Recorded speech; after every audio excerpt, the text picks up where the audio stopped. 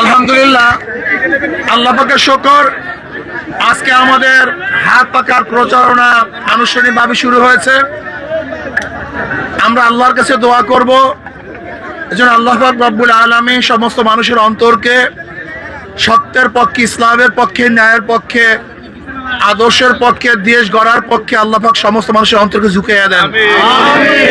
আমরা যারা এখানে আসছি সুশৃঙ্খল ভাবে ইনশাআল্লাহ আমরা প্রচারণা কাজ শুরু করব। সবাইকে দাওয়াত দেব, যৌক্তিক দাওয়াত দেব।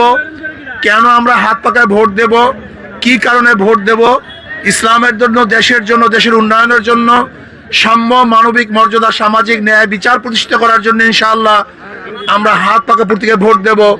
আজকে ইনশাআল্লাহ আমরা আনুষ্ঠানিকভাবে এখন লিফলেট বিতরণ শুরু করবো ইনশাআল্লাহ।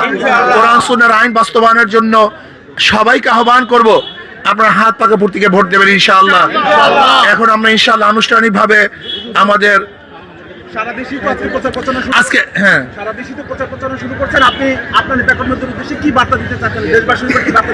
আমি দেশবাসীকে বলবো এবং নেতা কর্মীদের বলবো, দেশবাসীকে বলবো আসুন ইসলামের পক্ষে, কোরআন ও সুন্নাহর পক্ষে বর্তমানে স্পষ্ট কথা এবং বক্তব্য দিচ্ছে ইসলামী আন্দোলন বাংলাদেশ হাত পাকা প্রতীক।